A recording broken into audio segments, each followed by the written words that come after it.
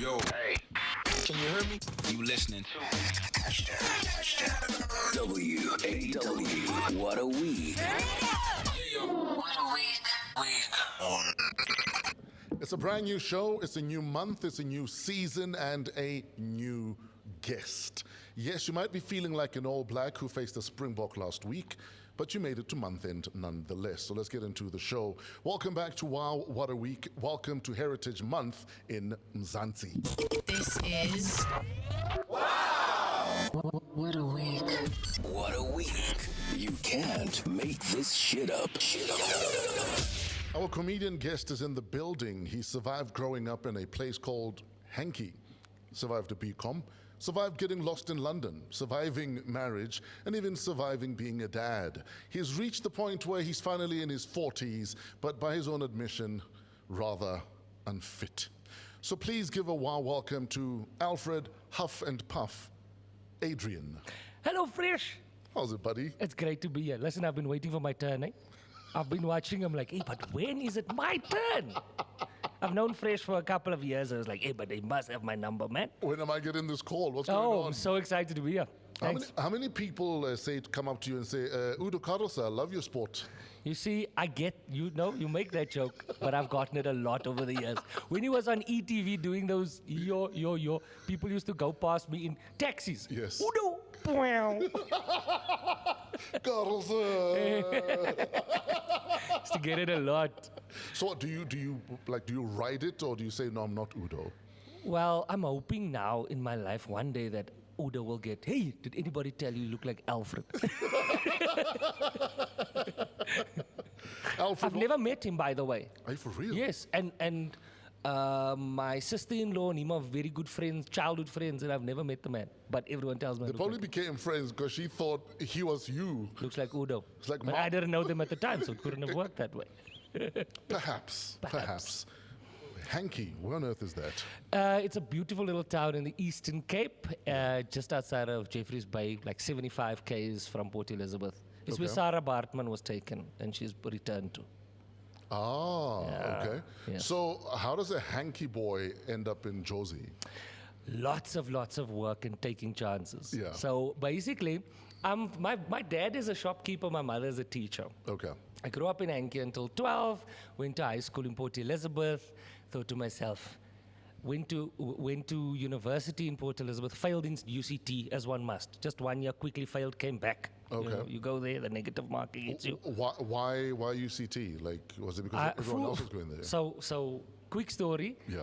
I've got working class parents. Yes. So what I was like, okay, I want to do this BCom degree. Let me rather I need a scholarship to make it easy for my parents. Yeah. Filled in more than 50 scholarship applications. Just went for volume. And then got one from UCT. Jeez. Yeah, I went for volume. Tip for you kids out there. Average grades, just filled in everything. Because people don't fill in forms. People's dreams are on the other side of admin. I keep on telling him that. In fact, I think my billion rand, my first billion, is on the other side of admin, or a form I need to fill. Yes. Why the fuck are we still filling forms? Why are we still voting with an X and ink? As soon as they put a pen down in front of an artist, he glazes over. We're not getting that form back. In fact, that's why half the artists are done poor. Yes. Because they will sign rather than do the admin of reading. No, we don't read things. Like, why must I read? No, so I became then I went to UCT, failed there, came back home, finished at the University of Port Elizabeth, and then got a scholarship, an internship at a company, a cosmetics company in Johannesburg. Did that for 10 years. So what are you qualified as? BCom. I'm a BCom law graduate. Ah, okay. Yeah. So you worked at L'Oreal, if I'm not mistaken. That's correct. I thought I couldn't say the names. I worked at L'Oreal. Did you ever sneak into the lab there and try out some of the stuff on your face? No, they gave you everything to try. Oh, but shit, okay. Yeah, they didn't. I knew about lipstick. I was like, oh, the shade.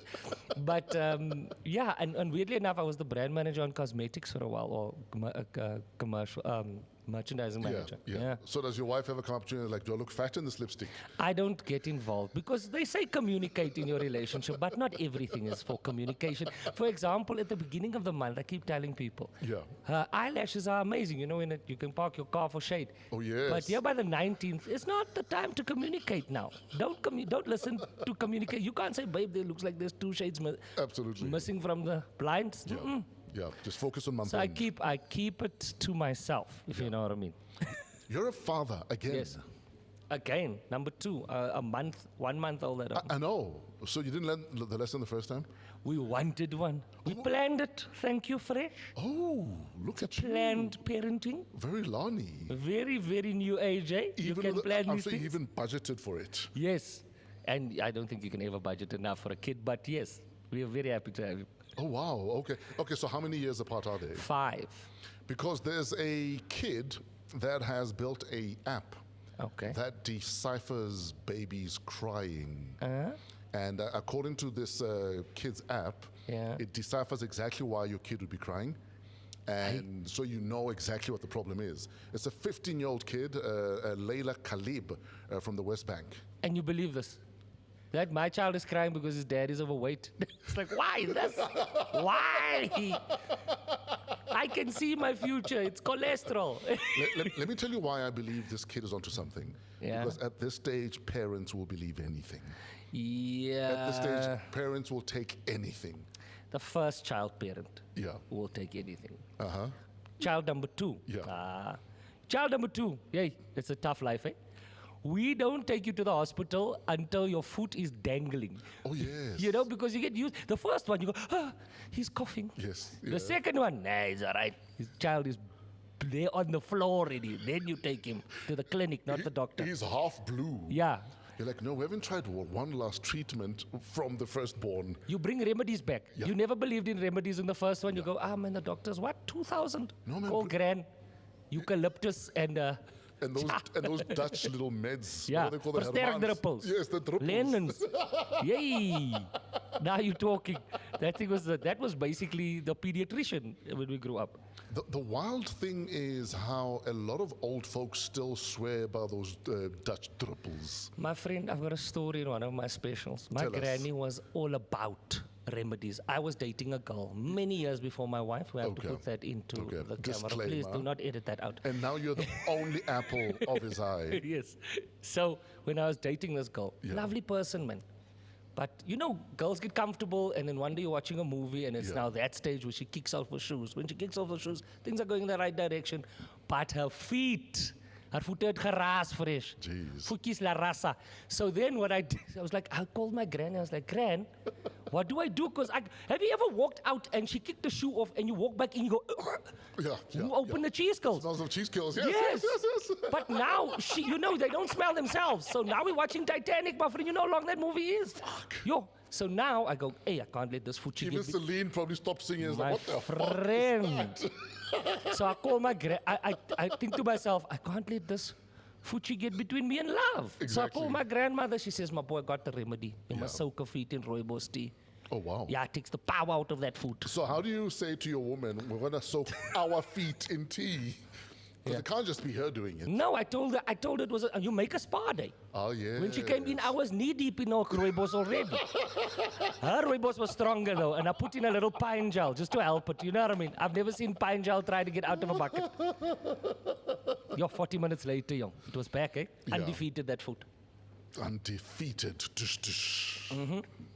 So your wife, now that Hammer Time lost the gig Yeah, because of her feet, hammer food. Yeah. you know, your wife is also, a part Yeah. and parcel of your material. Yes. It's part of my thing. Tell us about that. Well, listen, man, it came about. Listen, I've been a comedian for 12 years. How did you meet Natalie, by the way? I met Natalie. I have a friend called, he's now my brother-in-law. Yeah. I have a friend called Adriaan DJ. Me and Hold Adriaan on. DJ. So you rocked your friend's sister? Wow. Just wait. Not sister-in-law. Sister-in-law, yes. So what we did was, why was you say rocked? It's such a disrespect. It's my wife. Rocked. No, and then you married her. Yes, But that's how before you that- speak. I'm talking about rocking people. Anyway, Get hurt. Listen. So me and my friend were hanging out for years. He's also in marketing. We're hanging out. We bump into each other. Then one night I meet his wife with him, and she goes, you should come to this party in Cape Town. We're going to be there in December. Forget about it. Eventually, I get around to Cape Town. She's there. She invites me over. Yeah. And I met her sister there. She did not have any time of day for me. I was like, They never do. no, this country's sturvy. I moved on with my life. Give me a gin and tonic. Yeah. Then the next day, Jason Goliath was with me. Very good friend. Yeah. Next day, I was talking to her. I was like, "Die kind is vol dinge." Then I made a... But I wanted to check. You know how you check if a girl likes you. Yeah. You put in a flow joke. Oh, yes. You put in a knock, level 0. Yes. When they laugh big, you go, yeah. Okay. There's a chance. There's a chance. That's like putting your toe in water. Yeah, just to check. the temperature is not completely cold. Yes, that's how it. And then 9 months, we were dating for 9 months. Yeah. Then we got engaged. A year later, we were married. So like 2 years, we were married. That was quick. When I said 9 months, I have to go, oh, wait, the stereotype. We didn't have a child because, the whole family was like, why is it so quick? Yeah. We didn't know. Okay, We so only you had our felt kid when we were a year. Okay, so you fell pregnant after you were married? Yes, So please. Let the public know this. Okay, so you're not chasing not living in sin. Because people one day, in your family looks at the girls like, why are you getting married so quick? Because I remember we had to do that. Realize we're pregnant. Now you must talk. It's like, dude is going to be here in December. Okay, what are we going to do? By September 11th, we're married. You have to so that you can say it's a prem baby. The child was in the NICU for 2 months. Yeah, no, he was like 7 months premature, but Yes. everyone will believe you. Then the child goes, but Dad, the math don't make sense. It's like, hey, play still. Shut up. So you're saying, your wife is now part and parcel of the business. So in lockdown, I always made videos. I always made a lot of videos. Or comedians, actually, I was the brunt of a lot of jokes because in the beginning I went, I'm not getting the roles in TV. I'm not getting the opportunities that big media is affording others that I so desperately want. We see you, Comedy Central. Yes, Carry on. See you, baby. That's awkward now. Anyway, so I went, okay, I've got to build my own thing. Yes. And then I started making videos. It looked ridiculous in the beginning. I was walking around this big camera. Owns were laughing. Yeah. 300 views, 400 views. What I did not know, in hindsight, I was practicing. Because I was doing videos for like a year and a bit. Lockdown comes. Yeah. Now I've learned editing skills. I'm doing everything myself. So you were ready for apocalypse. When the apocalypse hit us, I didn't even realize then. Then I started making little videos in the house. But now there's no audiences or people to bounce off. Yeah. So I was starting to make the jokes. It started to grow from 300 views to 30,000 views a video, and then I added my wife because I needed some sort of response, good or bad. Yes. A comedian, we feed off the energies, and I turned the camera on her. Then it exploded because they love her way more than what they love me. Well, she's easy on the eye. Also, I was going to say she's prettier than you. Very easy on the eye. When you add candy to any menu, scenario. Exactly. No, then I've been riding that candy to the bank. Yeah, so then we just started doing videos, and she's reluctantly part of the video. So she doesn't like being in the videos. But I think that's the magic. The magic lies in the reluctance. Yes, absolutely. And it's not put on. She doesn't. I don't do take two, let's go again. Yeah. She also doesn't suffer my foolishness. Sure. So if she's miserable, she's miserable. Sure. There's videos where she says nothing. She's just angry and says nothing and walks away. And women relate to that and the dynamic between us. And then I throw in the little jokes and we went to millions of views. And also, your average woman deeply believes that she married an idiot. Yes, absolutely. And she's probably a little right. In fact, most women believe I married an idiot, but this idiot was less idiotic than the previous guy. This is my idiot. This is the idiot I feel I can spend the rest of my life with. Yes. Because if I let this idiot go, it might get worse. Yes. Or it was worse. It was worse. So I will settle for this idiot. Yes. And I think Natalie brings that to your videos. Yes, absolutely. The rolling eyes. That you're not alone. And blink 5 times if we must send someone to rescue you. Yes, you know 100%. 100%, and that's how it went from strength to strength, and we're still going. And it's not hard. People go like, oh, it's such an organic thing because we're not putting it on. So I go, people go like, do you write it? I say, there's no writing. I have an idea. We put on the phone. I don't even have a big camera anymore. Put on the Yes. phone, I turn it on, and we go. And you go. And it's the content that's working. It's not the shaky camera and those things. You know, we do our best, but it doesn't.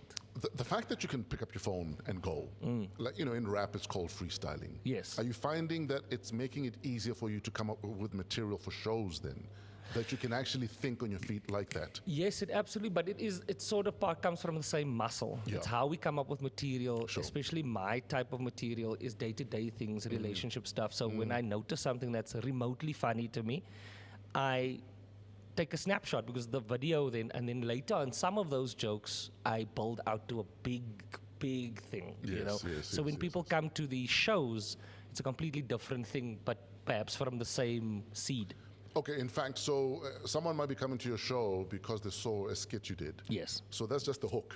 That's the Come hook. to the show, Yeah. and there's a bigger story. There's also, Yeah. most of the time, Yeah. it's a completely different show. People think that they're going to get clips in the show or Yeah. some of that It's material. like I sketch- write, It's like sketch comedy. yes. Yeah. No, I write a complete stand-up set for the show that they've never seen before. That is epic. I just sometimes use some inspiration from the Sure. ideas I picked up with her Yeah. or with myself. You did Australia earlier on. Yeah. You're off to New York soon. Yes. And do you write for those audiences, or do you take a South African show to those audiences? So every country is a little different. Yeah. The New York one is going to be very much South Africans in New York because I Okay. don't have I haven't put in the work in New York to have a very big New York audience. Yes. But in Australia, I've been going for 4 or 5 years in a row. I've sort of grown. So it's in the growing festivals. organically, yeah. They are a considerable, I would say 20% is Australians in the room. That's This is a enough. lot. That's So, enough. so what they now tweak slightly. Yeah. But there are moments that I don't deny my South African audiences that you know bring them home, the nostalgia, the hook, because 80% of them are still. But I do tweak, especially when I do the Australian-based shows, like we do showcases. That is neutral material. Marriage stuff is a married man from here to Afghanistan. We're all Trust miserable. me. Yeah. So it's all relatable, you know. You know what I think you should do though? So especially for shows like you're saying in New York, where you are, you know, unashamedly targeting South Africans. Yes. Tell them if you bring an American friend, We can translate, yeah. that ticket is half price. So that each South African brings an American friend. Yes. Then you have 50%. Why are you trying to get into my money, Suresh? So no, You know how much these tickets cost? I'm trying to help you get a Nah, I bigger get audience. it. 100%. I'm joking, but that's a very good point. But Because now- a lot of married people come to the shows because now they're married in Australian or in New Oh, Zealand. that's why they or, never left. And then so I do get quite a bit from that. Yes. But I yes, think yes. that's a great idea if you bring you can get an organic American or foreigner into the room. You're welcome. Thank you. You recently won an award, like now. Yes. Tell us about it.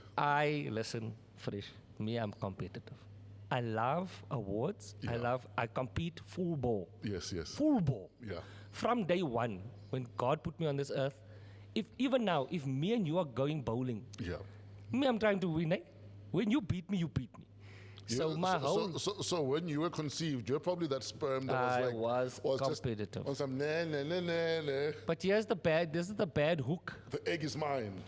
Yeah, this is the bad hook about it. I've Yeah. never won anything. Oh shit. I've tried really hard and Yeah. never won anything in my life. So many, you know, I've been nominated for eight Comics Choice Awards and never won, right? Oh wow. And then I do the show, I tell CakeNet, listen, if you don't give me a script and a teleprompter, I'll do the show. But I need to do it like Alfred. Sure. They let me do it. It's a cooking show. Yeah. I'm learning how to cook while we go. What's it called? It's called Roer. Okay. It's like a cooking show with a guest. What does roer mean in English? It's stir. Stir. Yes. Okay.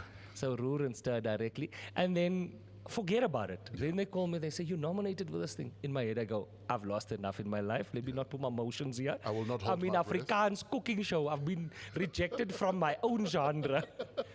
Lo and behold, one best,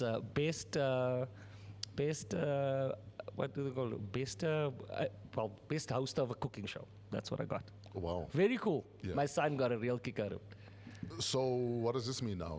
Will there be Roer 2? Oh, sorry, Well- Roer 2, yeah? We've done Roer 2 already. It's been aired. We hope that we'll see Roer 3, but you never know with these things. Sometimes awards don't correlate with eyeballs on a screen. Sure. Eyeballs on a screen bring ad revenue, and that's where the money goes. So sometimes we are our own enemy when it comes to content, because the content you get is the content you support. Just remember that. Absolutely. Speaking of awards, I remember, was it Calvin Goldstone? Yes. Who complained that the Comics Choice Awards were biased Yes. because you were nominated, Yes. but the owner of the awards, John Flismus, was Yes. managing you also at the time. This, Do you think you lost because of for, that. for politics, Okay. or did you lose fair and square? So no one prepared me for this. This is the first time I've ever spoken about it. I Because know, at that's the why I'm time, asking you. it happened. Yeah. I filled in a form. Sure. From my perspective, I filled in a form.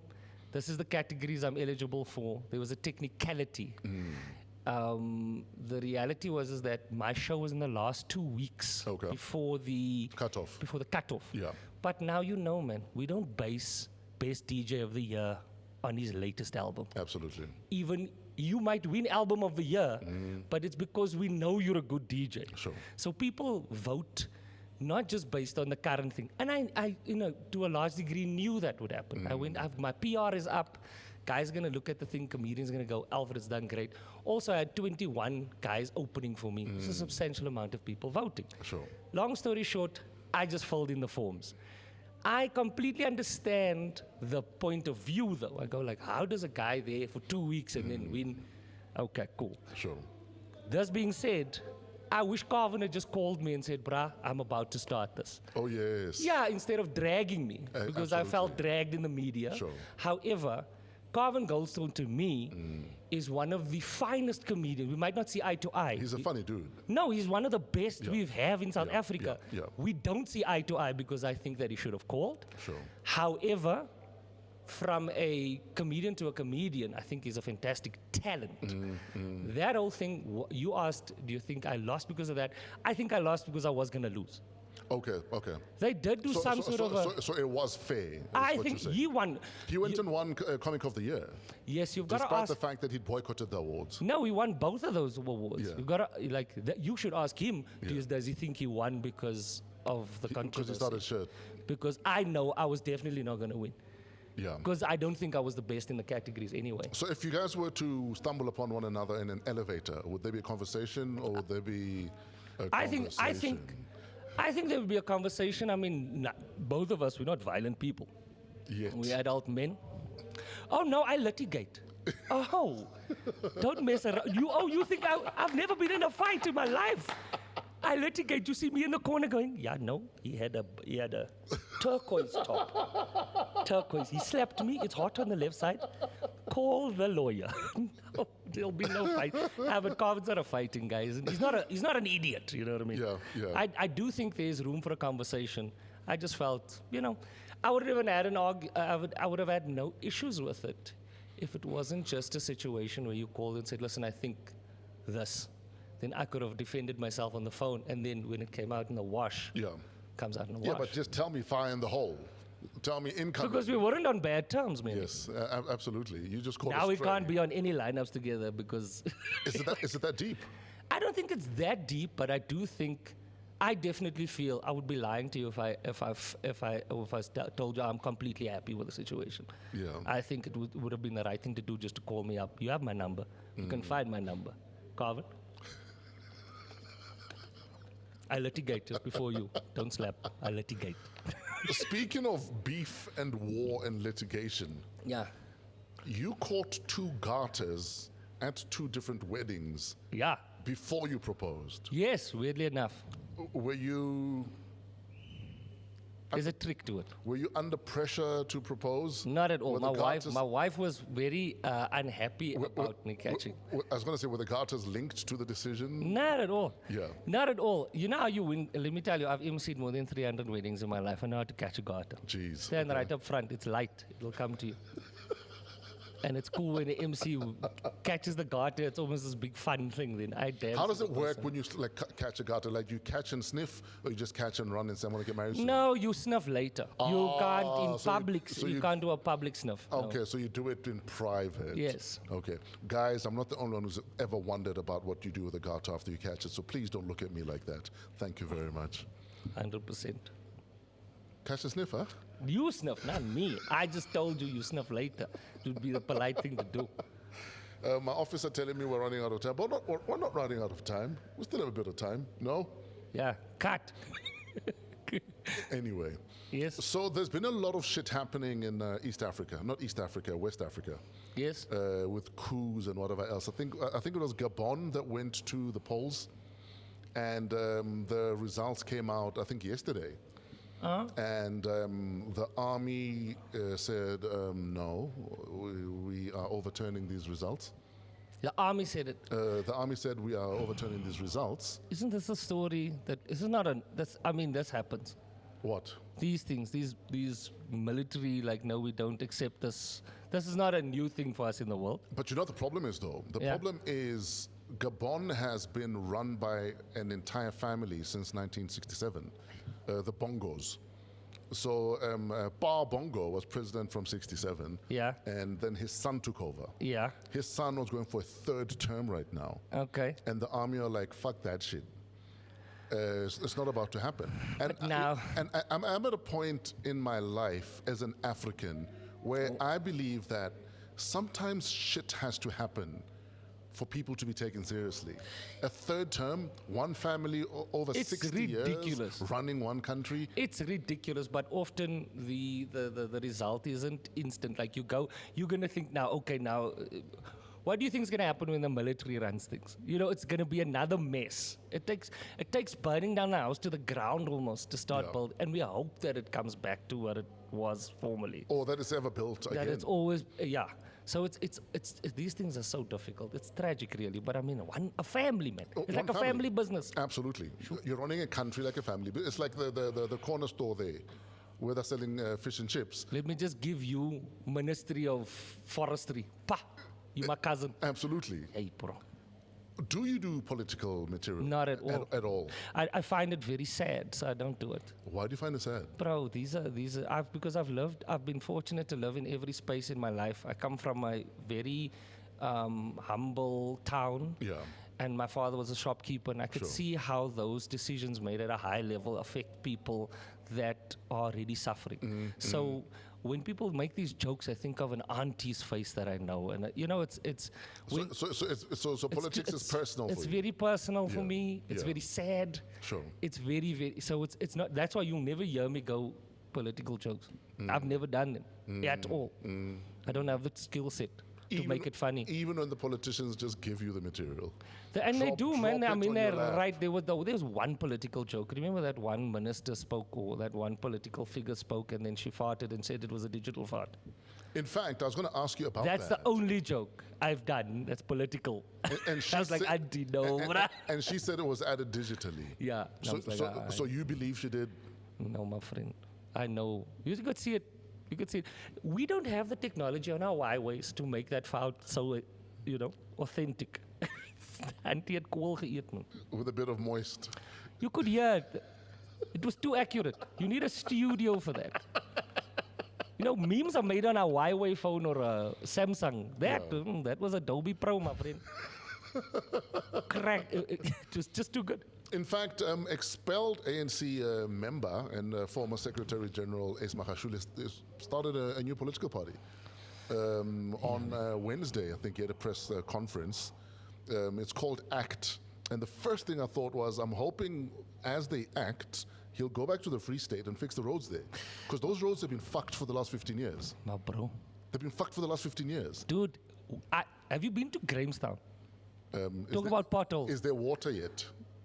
Did they My- fix the water? I want to say this publicly Yeah. so that the people must know. My parents live in Henkie in the Eastern Cape. Yeah. They get water allocated to them for 2 hours in the morning every day You are lying. for 6 years now. In 2023, you're still having water shedding. All of them have to have tanks, or the water is delivered to a central point. That doesn't, you know how those things work. So I just go like, no one's speaking about where we come from. Yeah. I must speak about my people's problems. Sure. When the power goes out in Henki, Yeah. your cell phone doesn't work. Wow. Oh, yeah, It's because still the towers are and gone. Bro, you complain about a pothole in 4 ways. Yeah. Come to Go Hanky. down there. Come to Hanky and bring People are one. struggling. And bring one with you because you're going to cry. Your guy. That is sad. When you go to my parents' house, Yeah. before you can take a shower, Yeah. my dad put in a motor. Hopefully the power is on. Oh, a water pump. Then a water pump pumps the water. So there's pressure. Now, there's not always water because 2 hours a day. Yeah. So you hope that, and it's drought. So sometimes there's no water in the tank. Eastern Cape's had proper drought for years. It wasn't as well publicized as the Cape Town drought. But the Eastern Cape drought is devastating. And no one speaks about these things. And who tries to fix it? Not the local government, but the gift of the givers. Yeah, it's always someone else. Why should someone else have to step in and say, we will help you with boreholes? Yeah, bro. It You see, this doesn't is make why sense. politics. You see how hot I get now. Now I think you're talking about these things. I already go. My parents didn't have water. Forget my parents. They can at least get water. Sure. You think about the primary form of income for most of those households in the Eastern Cape is SASSA. Sure. That's $2,000. There's no water. Now these aunties must shave off for water now. Money for water, because sometimes the tank is stolen or broken. It's devastating. It's devastating what happens when people, things aren't run properly. Have you asked mom and dad why they keep voting for the same people then? I asked my father, because What he did he can't say? help himself.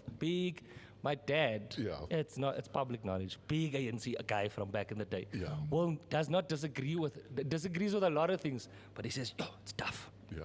It's tough emotionally for him to cross. To try and vote for someone else. Yeah, it's tough. I see him struggling. Like, I need water, but I will not change who I vote He for. said he'll walk in that queue and go, but when I'm there, man, I have flashbacks. We laugh, but it's It's real. very real. It's real for a lot of people. Very real. That anyone else might take me back to 1960.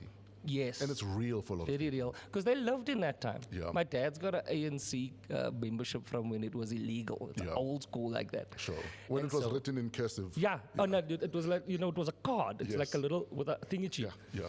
And it's a big deal. He's not a new guy to it. He's not active anymore. Sure. But the realities for him is different. Like, I vote differently because I go, but now what are the things? Yes. But he fought for the privilege, for me to have that privilege. For you to be able to vote Yeah, the but way he's you want not, to vote. I don't know if he's going He's to not nudge. moved. He's not moved.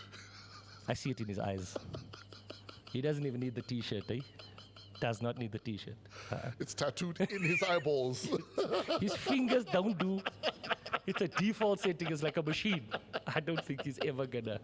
He'll complain, eh? This is not what we fought for, but I know him. I can When he see comes him. out of those boxes, I can see he feels dirty. I can see it. I can see him trying to vote for another party, but his arm is like, nope, coming back here.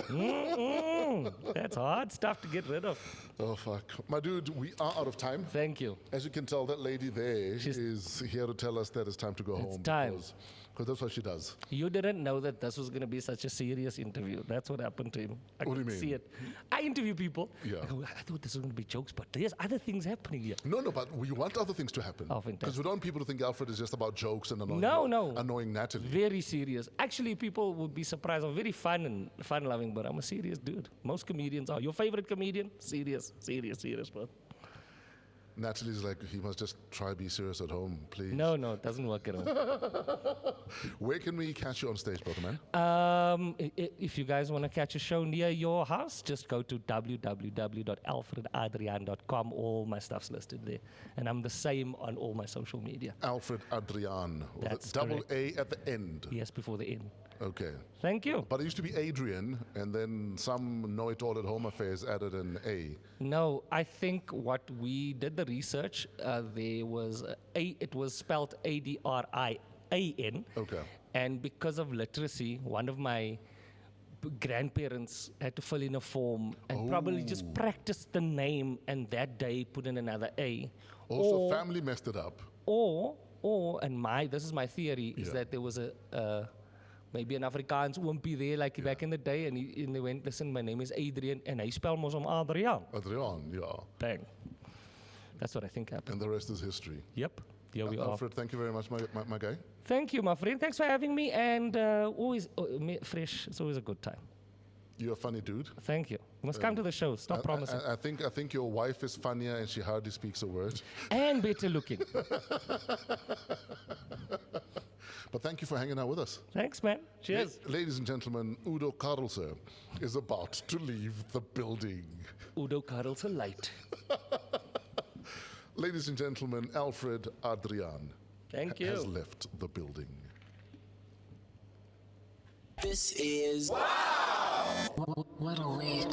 What a Week. Celebrity Guest. Celebrity guest. Our next guest is someone who can prove two things: that you can develop a great music career even when you grow up far from the big city, and that you can create a DJ name that can also be used to describe the funkiness of your sound. Please give a warm welcome to Oscar Mbo. Oskido. Big dog. How many people call you Oskido and you're like, no, that's a different brand? Quite a lot growing up, but over the years, I think it's that I lost that nickname because of my stage name. Sure. People started to focus on the Mbo rather, But growing up, Mosquito used to be a common nickname for Sure. me. Is it Mbo or is it MBO? It's the same thing. The same thing? Yeah, because it's an abbreviation for my first name. Sure. My first name is Mbongeni. Sure. So I use Mbo as MPO Mbo, however you want to use it. Still my name. Born and raised where? 33 years ago on the 7th of October. Where were you born? 7th of August. Born in Pretoria and raised in Kriel, a small town in Mpumalanga between Secunda and Witbank. Yeah. Tell us about Kriel. Like, why should anyone visit Kriel? What's the big tourist attraction at Kriel? It's literally a small mining town. I don't think there's any tourist attractions, literally, because the area, if I can put it that way, was meant to harbor the people who are working in the surrounding mines, The coal mines. and power stations. That's how my parents got to move there, because my dad was also working in a power station. Is that why you studied occupational and health safety? 100%. I mean, from where I'm from, I couldn't have any career choice far from that. From the mine, yes. Yeah, because the whole idea was going to varsity and coming back to work at home, no one knew that it would pan out like the way it did. Yeah. Are they happy or are they disappointed that you're a DJ?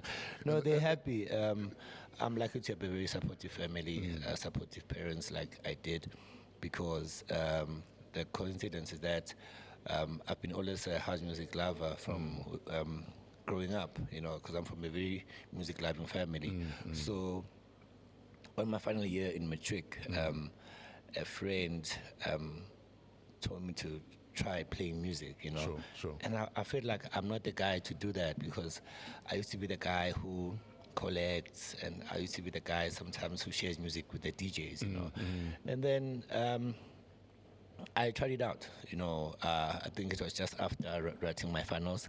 Sure. And then it became something I loved. And then over the holidays, stretching over to the new year while we were still waiting to go to varsity, because unlike being in a kid in school, varsity starts in February. Sure. So all the time I had to myself to practice, and I started to enjoy it, actually. I was passionately in love in it, like with it. And then when I went to Pretoria already, I had this thing in mind now. And the biggest thing was also meeting the DJs that I've been collecting their compilations, Sure. their music, So in your matric year, Yeah. What were the big songs at the time? Do you remember that period? I think the Soul Candy South Africa rivalry was Sure. quite hot at the time, Sure. and that's when the layabouts also were coming through, yes, with the yes, songs yes. from Lulo's. Compilation. Yeah. So I can't remember correctly, but I know that Sol Kende was in like top of his game also at the time. But I just can't pick the songs because it's been far back. Yeah. What's your biggest music memory from childhood? Maybe songs your parents played, or your uncles played, or your cousins Yeah, played. there's a lot. Mostly, I can say it can be gospel music because that's what my parents play the most in the house. But also, I think something very solid would be the birth of Kwaito, TKZ, you know, that video that she also appeared in. Because for me, that was a very inspiring time. I really was getting goosebumps watching Kwaito rise like that. Sure. Noticing the superstar coming from South African people, which was authentic at the time. You know, seeing Bugalav topless on TV or with the vest. Yeah. You know, all the guys from Soweto, Brown Dash, Abomandoza. For me, Sure. There was a time where I wished social media was big the way it is right now, because I would be able to connect more than seeing what TV gives me. I was too young to go to bashes, you know, because that time bashes were big. Sure. In my So all you could do was watch Studio Mix. Yeah, you know, TV, radio, cassettes, collect cassettes, listen to the music, you know. Yeah. So, but Kwaito in particular, it had the strongest. Even now, think about it, makes my body shake a bit. Yeah, Kwaito had a really crazy touch in my music journey. Sure. So your childhood was also being in a household of Kaizer Chiefs fans. Let's talk about that. Your love-hate relationships with relationship with Kaizer Chiefs. Yeah, no, it's a 100% love relationship. Just lately, it's been filled with a lot of disappointments. They're breaking our hearts. Yeah, passionately so. Sure. You know, but my dad started taking me to the stadium as soon as I was 6, 7. So from Kriel you'd come to the stadiums? Yeah, we'd come to Ellis Park when it still was the home. Even when that whole thing happened in Ellis Park, we were there actually. You were there during the Stampede? Yeah, but luckily we were late. So we were outside when the whole thing was happening. Jeez. And then FNB Stadium, I've watched so many finals. I remember the final year, Coca-Cola Cup, where Jabu Pule had the diet dots on his head. Many memories. Loftus also when we used to play Sundowns there. So my dad used to take me to stadiums. So they used to have like a branch, you know. So, and then also my dad is in the taxi industry as well. So they would take out about a couple of buses and then we travel to the stadium. So you were in those taxi convoys from Mpumalanga whenever Chiefs was playing? Yeah, we would leave and be there on time, watch the match, drive back home. It used to be a culture. But sometimes we would opt for the big games, you know, because we're usually far away. So 1 hour 30 drive. So I've been a fan ever since. You're Kaizer Chiefs coach for this month. What would you do differently? There's a lot of quality missing in the team. We can definitely do with quality signings. You know, Chiefs keeps on signing players that don't match the standards of the team, unfortunately. And I do not know, but the main reasons behind that, you know, when they were going to play the friendly in Tanzania, I actually met up with the team. We were traveling to London. So at the back of the terminals there, I bumped into Coach Arthur. You know, we had a small chat because we used the same tailor for our suits, Chogo Mason at Depa M. So then I asked him, like, Coach, what's really going on, you know? And he mentioned some stuff that which made sense to me, which is quite confidential also. But in the transfer market, I get why sometimes after the chat, why sometimes Chiefs doesn't get the players that they're supposed to get, you know. And if I had the opportunity, you know, I think I'll try to push harder, you know, try to get the quality to bring the culture of competitiveness from the club itself, you know, amongst Chiefs and Sundowns, you know. That's definitely the whole thing that I feel like we should change, that we need, that will bring back the whole identity. And yeah, man, definitely we'll try to get proper signings and fork out the money too for them, you know. But until then, we'll continue having our hearts broken. Yeah, I mean, we live under hope, Yeah. you know, and that's not a way to support a club, you know, Very true. because you don't know what's going to happen. You know, Yeah. when you win, you all want to know how did we do it. Yeah. When you lose, you're never shocked anymore, and that's not nice. And if we can win one match, why can't we replicate that? And why are we losing to teams that we have no business losing to? Yeah, man. You see, now that's even the thing. I mean, I was watching the club just yesterday, and I'm listening to the commentators, and they're like, Chief is a club to beat. Every team plans around Chiefs, even the smallest clubs. Yeah, they say, we've become daily bread. yeah, like if they can't wait to play Chiefs, you know. So, and that's not nice because now already the mentality of players is very much disturbed because even through the corridors or even as players off the field, they're always joking, we can't wait to play with you guys and embarrass you. So now you're playing for a big team, but you have so much fear because it's No one actually sees you. possible that you're going to lose. So that's not nice. And it doesn't help that there's access to social media now. Yeah, I mean, it has killed the whole big drive. I mean, I remember the Soweto derby. Then there was no social media, you know, even getting to a stadium at 1 p.m. to watch the players leave the dressing room and go warm up. You'd understand that already probably the clubs have been camping from Thursday. Sure. And everything's on the streets, you know, but there's no connection whatsoever on who thinks what and who feels about what. Right now, team players can mock one another by social media, you know, literally a day before the game or on the game in the morning.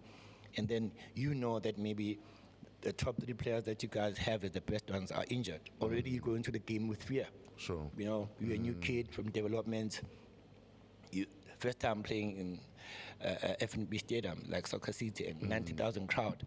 What's going to happen with you if the people that are leaders in the club are not there, or the people that you have right now, they're all new. You know, there's no club culture, you know, so it's quite difficult. And I think another problem is, as fans, we sometimes forget that these are also human beings with feelings. Yes. And the way we attack them on social media, we tag them on social media, and then you expect someone's mental health to be at a state where they can play and deliver on the field 100%. after bullying them on social media. Yeah. And so I sometimes think as fans, yes, we must expect the best from them, but if we bully them and then expect them to deliver, what are we thinking? Yeah, you know, and all this energy should be directed to the club, to the board. You know, they are supposed to protect the players. Absolutely. You know, if you bring in good players with good harmony, leadership, you know, senior players. I mean, right now, look at the club. We have players, but now already I was thinking that if we don't have Kuna on the field, who's going to be our captain? And that guy right now, Peterson, he's a good goalkeeper. But how did he become captain? The few years in the club, you know, there's the players who are coming out of the club who are older, who are much more. You think they'd be the experienced. leaders? You think they'd be the leaders? No, man, like 100%, because now already the person who's the captain is the person, unfortunately, who's giving us the biggest mistakes right now. So, and he's fairly new also. So it even digs in more to the club, like, how are you guys doing that? How is it possible? You know, so there's a lot of questionable stuff that we can question the board and how the club is run. And although we are never going to get the answers, but the main problem, I believe, is there at the top. Sure. Yeah. Let's talk about your career. Yeah. Because it's been quite a journey. Yes, Your first gig, you were 19. It's 2010. 2010 was a massive year for the country generally because of the World Cup. Yeah. Take us back to that year for you. Yeah. Yeah.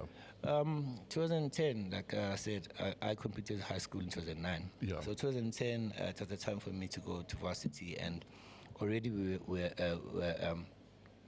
I started to practice, you know, and after passing my matric, my parents gifted me they gifted me an option of saying, either we buy you a car or we give you 100K cash. Jeez. And then Sorry, I just have to say something to my parents. See, a car or 100K cash after matric. I'm still waiting.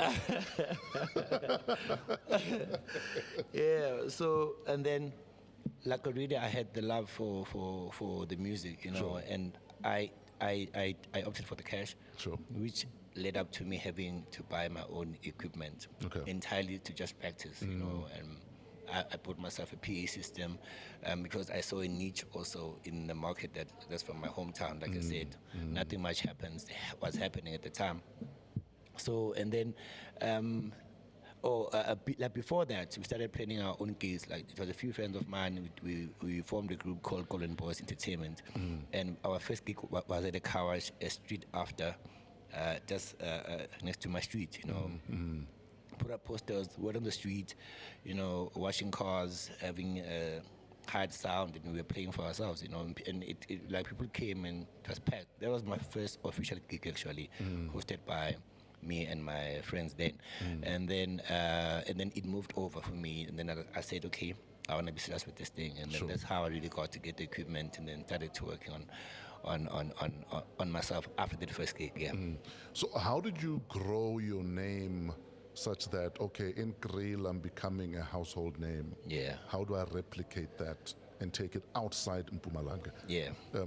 Is there a formula? Did you follow a formula? Yeah.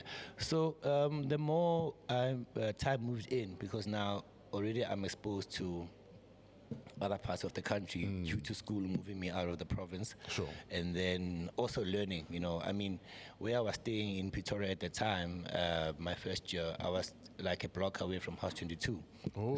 So that's where the place is, like, That was the hub. came from. Yeah. Yes. You know, we were there Thursday to Sunday for the culture, you know, tried to meet up with guys like you and every international DJ who came through just to get inspired, you know, to learn the different styles of DJing, the attitude, you know, the music collection, you know. Would you say a place like House 22, which is very deep house, influenced your direction?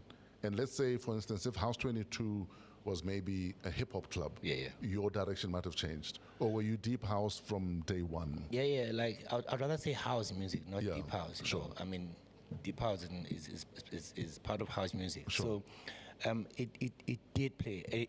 It was an optional move to go to House 22 because already Facebook was pumping up at the time. So I already knew that people are going to House 22. So I wanted to experience that, like, for myself. And then going there, it brought me a lot of joy and, like I'm saying, inspiration, you know.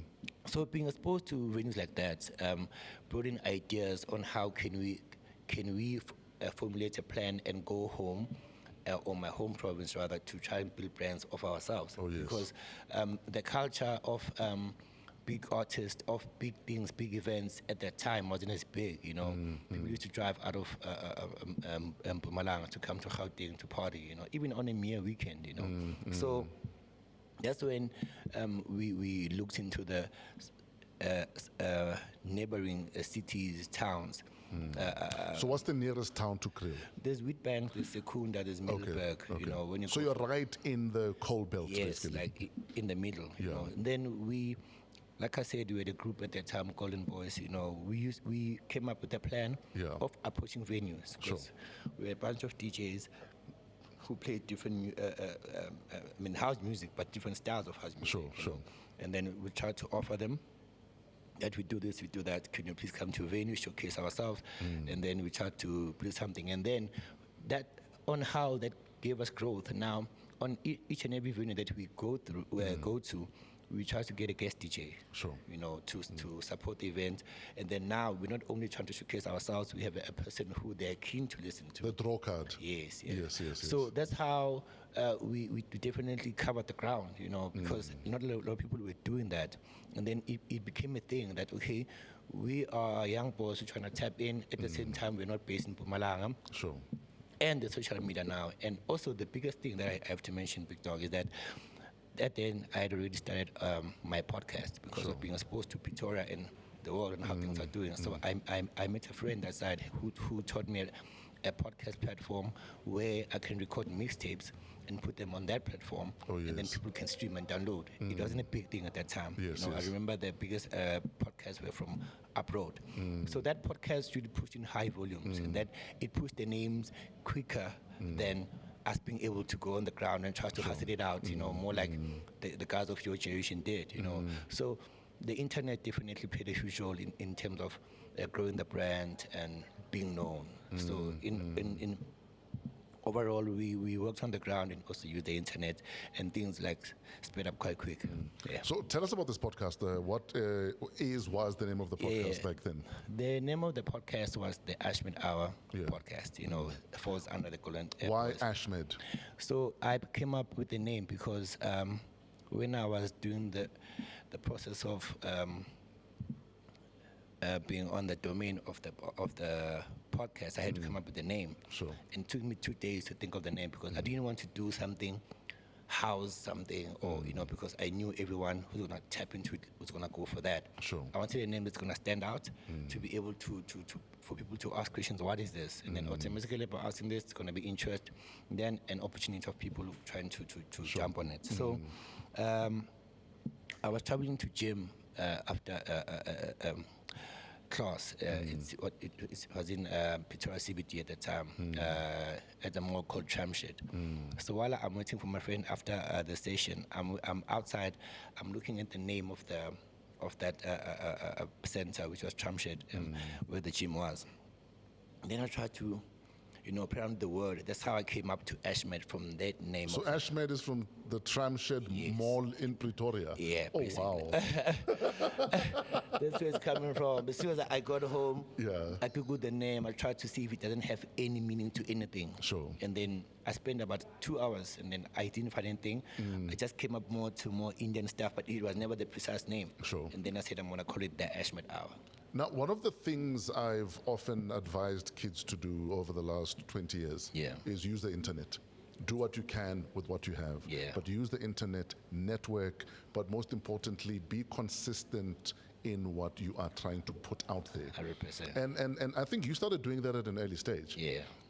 So because of, for instance, the Ashmed Hour, a lot of people that had no idea who you are started being exposed to your mixes. Precisely. When did you realize that this thing is catching fire? No, actually, it didn't take long, to be honest with you, because, like I'm saying, the biggest thing at that time, it was the fading out of the compilations, right? Yes. And now the new artists were coming in, like... Local productions were actually on the up at the time. There was an online store. I forgot. It was South African. Yeah, it was run by Static P, man. What was it called? What's that? I'll remember. Don't worry. Carry on. So now the whole thing of compilations was being zoned out, and then now the Alfred Adriaan MP3. Aphrodisia, that's the one. Yeah. Yeah. So now the whole the game was changing at that time, right? So now I'm getting exposed to more track source, to more Beatport and the other digital stores, and Alfred Adriaan MP3 was becoming the big thing. I remember these guys were dropping music on a weekly, at some point. And then now... And you were starting to see names of South African producers that nobody knew about. Yeah. So actually, Aphrodisia actually helped a lot of us properly appreciate 100%. where the scene is going. Yeah. Yeah. So now we are no longer seeing DJ Fresh, Leah Barton, one tech name, title, you know, because that was confusing for me at times. Yeah. And then the more I'm sure you thought Summer Days was my song. You know what I mean? Yeah. 100%. No doubt. No doubt. No doubt. Because, and the way that we still lack the knowledge to this date, a lot of people still think it is like that. That is not a compilation. Yes. And people don't know what a compilation is. Sure. You know, there's not enough. There's an album with a name, that must be the producer. Yeah. Sure. You know, so, I mean, for brand-wise, it was like 100%. But then now for the music knowledge, for people to know what's really going on, there was something that had to happen that didn't happen. Anyway, now I'm collecting the music. Now there's the podcast. We have a South African website dealing with our South African music, and then we have track source in other stores that we are buying. So on the podcast, I used to do a local mix and the main mix. So the main mix would have strictly international music. Sure. Local mix, South African producers. So just for context, so this is about which year? No. 2011. About 2011. 2011, 12, yeah. Okay. So now I'm doing mixtapes, I'm dropping them weekly, and the way I'm enjoying my new equipment, the way I'm enjoying recording like mixtapes, I'm doing a lot. Sure. So I'm dropping them weekly. So where's school at this stage? No, school is there. I mean, because I was a person who was able to just rush back home, do what I have to do, And then if I'm not on my PlayStation, I'm definitely... So I didn't watch TV at all. Sure. Practicing recording, Yeah. having friends coming through to do the same. And we're recording using the online platform. Sure. But now I noticed one thing, that after 2-3 months, the interactions to what we're trying to drop, the links was dropping, meaning there was a huge influx and little time for people to listen to these things properly. Yeah. So I dropped from dropping the mixes weekly to monthly.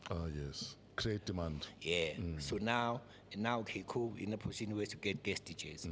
We're not push big names as well. You know, at some point we had Vinny, all the big names. Actually, I remember very well that the market has big names, and then there would be guest DJs. So now we're going to be able to get their audience to check out the podcast. Exactly. And when they come there, they see other artists, upcoming artists, unknown artists. You know, now it's also a CV. When we go to approach a venue, like, yo, this is what we can do. This is us. Yeah, these are our numbers, and we grew. So you guys were intentional in terms of how you are going to grow yourselves and put yourselves out there. Yeah, because one thing I noted, no one was really looking into that. Yes. Only when it started booming, people started to jump on it as well. Sure. But we had really been far, because I remember the podcast was #1 in South Africa in terms of being streamed and downloaded for 6 years consecutively. Yeah. And #2 globally Sure. for the same 6 years, you know, and it was huge numbers. So what did those numbers mean to you personally, and how did those translate into business in South Africa? Yeah, it gave me a lot of confidence that try the formula, it's working, Sure. and it's now covering the 9 provinces and beyond, because obviously I could see the stats, where it's coming from, where people are streaming from. You know, what I wanted to do every time is to amplify the show, make it better, Sure. make it different, because remember, now this is working. There's people here who are also trying to do the same thing. Sure. So every single time I try to change this, try to change that, you know, and then it definitely worked business-wise, because now people wanted to hear, you know how South Africa is, they want you to prove yourself. Yeah. That those mixes, are they recorded? Well, can you mix, basically? You know, and then by that, you give me an opportunity to showcase myself. Yes. You know, and most of the times we deliver. That's why I'm here sitting next to a legend today.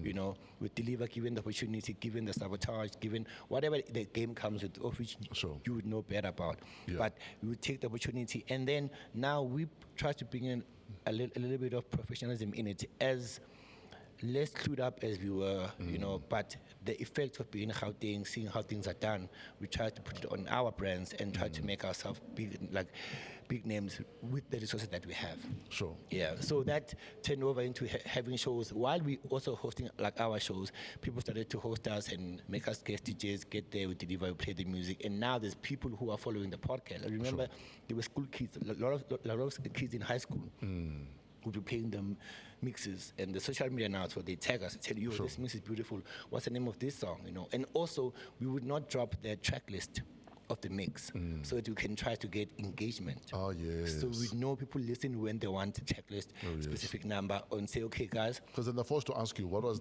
track number 4? Yes, and we also put a bait on it. Yeah. When we get 50K streams, we want to drop the you know, and then the people who download, stream it, and then, you know, now we're engaging with people. And then we moved over to doing live mixes now.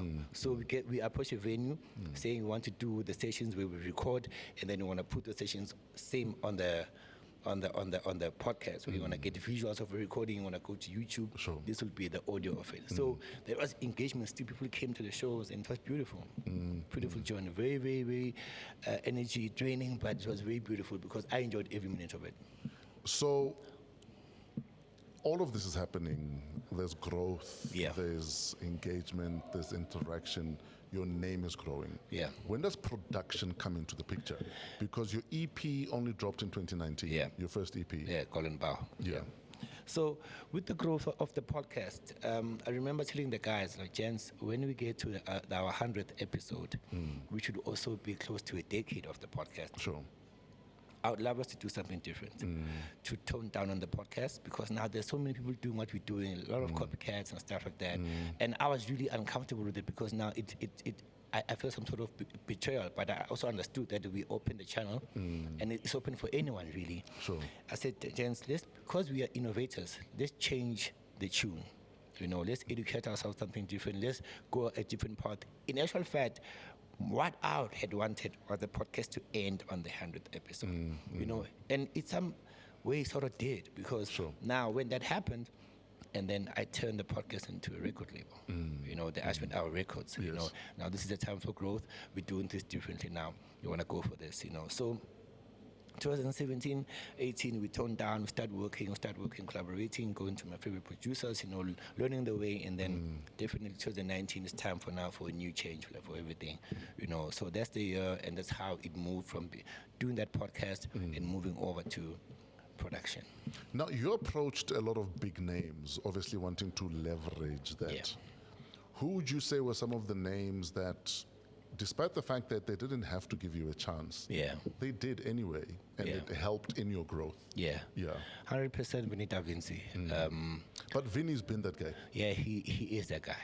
Yeah. So Vinny taught me a lot of stuff in terms of timing, in terms of how to approach, how to respect the game also, and how to move, like generally. There's something that he did back then which made sense to me a few years later, that at times I felt like he had the opportunity to give me some opportunities, but he saw that I'm not ready for them and delayed them. In hindsight, I was working also, and then when the time was right, he drew me closer, and we have constant conversations, So coming from a person who's hands-on at House Africa, I also learned a lot of stuff, because I also had lots of questions, because the gap in the music industry in SA is so far apart that we didn't have anyone to consult to. So basically you are self-taught, so all your mistakes are going to be public, all your wins are going to be public, all your flops too, and we didn't have, having a personal relationship with you as a big artist, while you also working, you're doing shows, it's quite difficult, because I'm a young boy who's generally useless to you. So I also wasn't a person who was really bothering people as much. I would love to go to shows and never can sneak in a 2-minute chat with the DJs or whoever. Those, that would help, and then ask information, So there is more, but Vinny definitely played an overall role on me in terms of how to navigate and what to do, what not to do, and how to come back from stuff that I could have prevented if I knew better. In fact, I always tell Vinny, Christos, and Oskido that they mentored me, and they had no idea. Yeah. Because I would watch them. I mean, I was 18, 19 years old.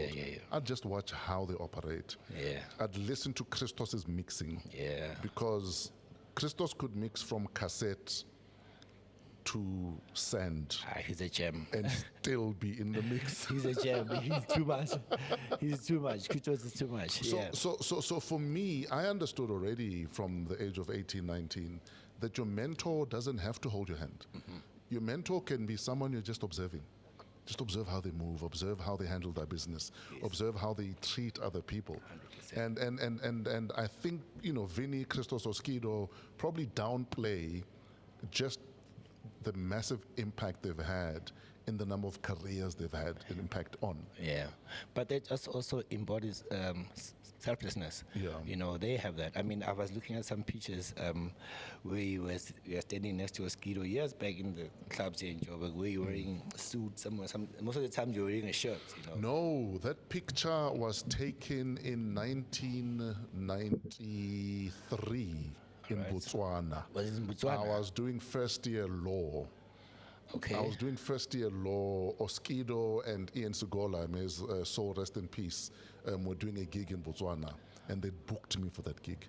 Like you're saying, when you mean nothing to people, they don't have to give you a chance. Yeah. But they do. Oskido and Ian did that for me. Yeah. That they didn't have to work with me. Yeah. They could have worked with other bigger names. Yes. But they said, Ntwana, let's work. Through. Yeah, so now you see what I'm saying. From my perspective, already you guys were family. Yeah. From me viewing the picture with no knowledge, I'd known Oskido 6 months when we took the picture. I'd known him for 6 months. You see, so... When he used to drink Hansa. British Empire. Bulawayo Express. Exactly. Yeah. Now, with success comes scrutiny. Now you are this big name. Now you become this celebrity. Yeah. Now everyone wants to get into your business. Yeah. When did you realize that, oh shit, Oscar Mbo is becoming quite a name? Like I said, Or when did you maybe start regretting how big you were becoming? like I said, when we were doing the planting Yeah. to be big artists or notable artists in Yeah. our hometown, the biggest thing that I used to fight the most is that whenever the people in our hometown were doing shows in stadiums, and we'd fall under the local acts, Yeah. you know. And many more. Yeah, and I'm like, I don't want this for us. Yeah. I want us to push hard. I want us to prove that we are the go-to guys in the area, Sure. you know. And so now we are working on habits, on Yeah. habit of trying to be the best, on having to have merchandise, on habit to host our shows. So we are busy becoming, you know, we are doing hand-to-hand invites, we are doing doorstep invites, we're going to dropping pamphlets, we're doing all the stuff, you know, banners, we going city to town to town to put banners to try to push our names. So, where I'm trying to get to, Big Dog, is that it was never an overnight thing. So I noticed the growth from like the bar, you know, going up. It's okay, now we get every year. There's more of this, there's more There's of this. there's more incremental of this. growth. Yeah, there's more of this, there's more Yeah. of this, you know. And then when the dropping of the, because obviously I would never go into trying to do production or dropping an album Yeah. without noticing how the brand is pushing. So sure. it was starting to feel like I'm doing a lot of like rounds in the same area, and I was no longer inspired. And I'm I running, but didn't I'm like not moving. Yeah. So I said, let me spread the wings, let me go for that. Yeah. We're gonna hit the walls, but so on a corner, you know. Sure. So that's how the growth came about, you know, getting to a new space, you know, and you know, dropping music and literally feeling like you're being ignored because no one knows you. And then I'm like, this is what I wanted. It's time to start from ground up and work, you know. So to put it in, I can say 2019 was the biggest drop of saying, now we're moving from here, we going up. Yeah. People can see us now. Yeah, people can see us because that's the year I dropped the EP. End of the year I dropped the album, my debut album. You know, the EP was called Laugh in Love. Yes. And then later in the year, Golden Power. So also as a group of gents that we were working, we also agreed that gents, if you're gonna go solo, we are gonna get quicker where you wanna get. Sure. You know, as a group, I've seen so many groups tear down. You know.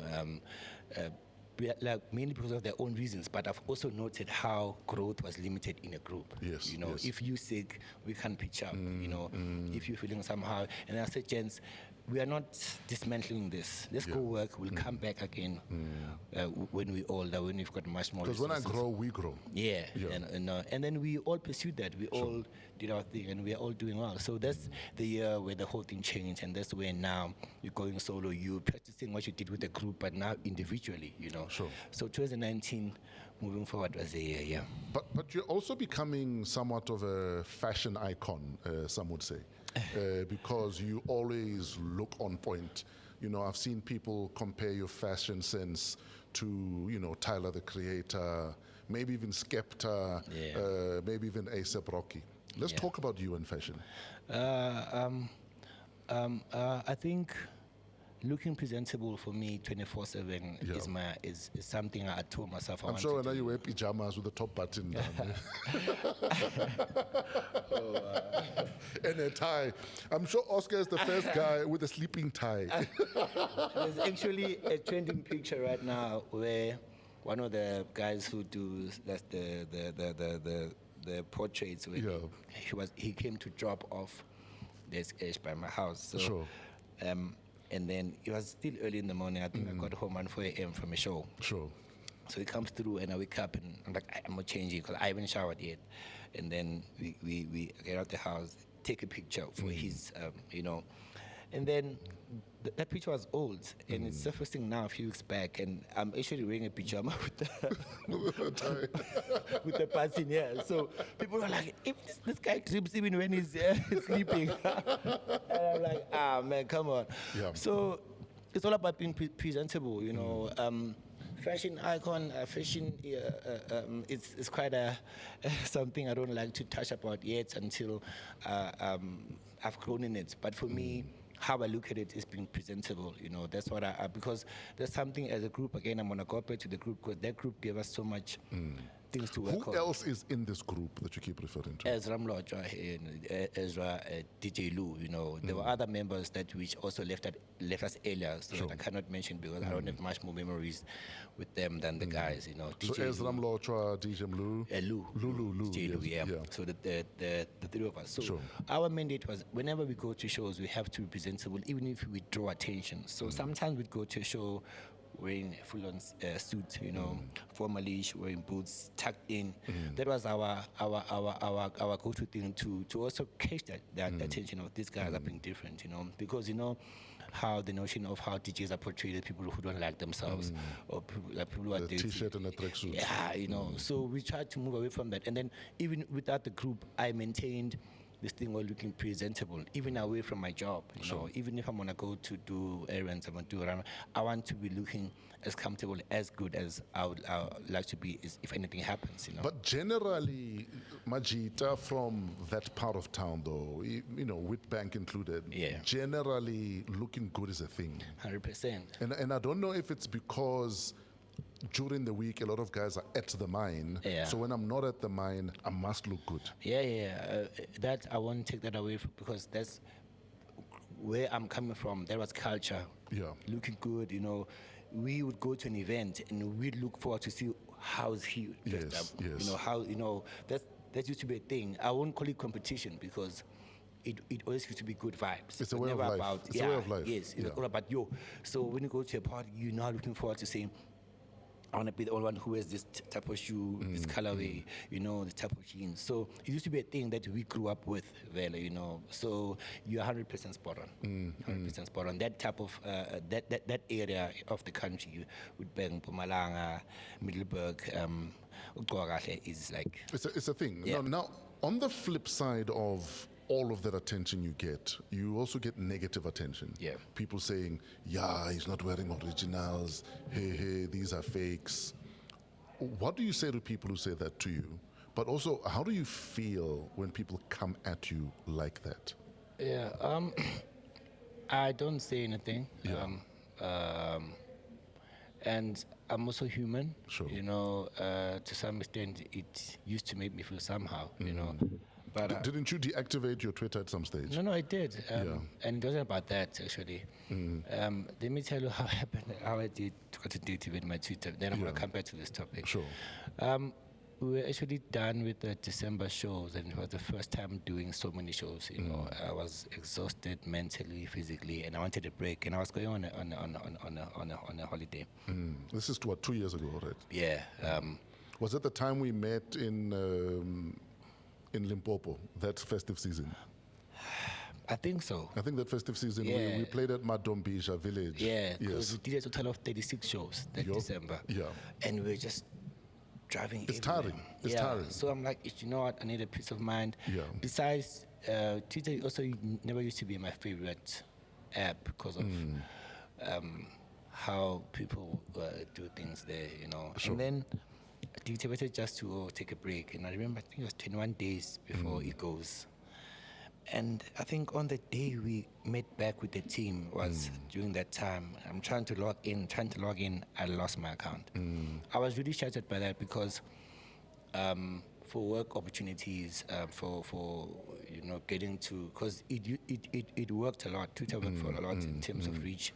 Sure. To put up the work. So I lost it because I was taking a break on holiday. And then maybe I calculated it wrong to say I have to be back on this day latest to continue working. But otherwise, it never used to be a thing on my platform that gets to affect me because I'm the person who just posts my stuff and then, post my stuff, engage here and there. Even the other social media platform that I have today, I use it that way. Sure. Because it's like for brand work, it definitely has a lot of reach. Like I was saying earlier on, that I really wish the Kwaito era had social media involved because people now get to connect more with you. And streaming and YouTube. Because a lot of Kwaito artists, I believe, their careers came and went Yeah. before they made the money they deserved to make. 100%. They should have made a ton of money. Like the popularity didn't match the rewards. The paycheck, yeah. So, so it's platform that I use just mostly for my work. It's never personal, unless I want to, but I just share a little bit of here and there, but just to show people that I've, the human feel of myself. Like, unlike you seeing a page of mine run by robots, it's too direct. There's no interaction. Make it personal. Yeah. So that's how I got to lose my Twitter account. So I think there's something that instigated into that. Oh, okay. So it had nothing to do with cyberbullying or anything. So when it comes to the cyberbullying and all the stuff like that, it used to affect me a lot. 2 years back, but then I also noted that it comes with the zone that I'm moving towards. Because now you're a superstar DJ. It comes with the territory. Yeah. But I got that while I'm on the go, because I never understand why, because it's really painful, But then when I noticed that I'm not the only one who's getting this bullied like this, big guys, in the industry for different things, but it's almost like it's like the same thing, but it has different branches, And that's when I started to learn on how they navigate. You learn on people's misfortunes. That's how I look at things, because I'm also human. It can happen to me. Sure. I don't only learn about the wins. I also learn about started doing much more reading. On how people navigate. Something highly unrelated to my music career. Looking at superstar athletes from abroad. Reading their books, watching their documentaries, I would see it all. Actually, it's a global thing. That's how it really got me to challenge myself. I would say, I need to fix my mental state about this thing and just chin up, and head forward. Still want to be worse, probably. But if now that makes me stop what I do or stops my growth, it means I was never meant to be here in the first place. Yeah. And those that don't want you here have won. You know what I mean? 100% big dog. Yeah. Another issue that you had to deal with, again, I don't know if it was cyberbullying or what happened at the office. There was the incident with, was it DJ Archie, who was saying they paid you for a gig, you didn't show up, you don't want to refund them. What was, because often there's a lot happening in the office. Yeah. Thank you for bringing that up. So care to take us through that and maybe clear the air if there's anything that needs to be cleared. No. Like I'm saying, Big Dog, the growth that comes with this, we personally had, let me speak about myself, I'm saying we. Sure. I have had no one to go and consult and say, here, this and this, I speak a lot to Hotman Unat, Sure. Black Coffee, Sure.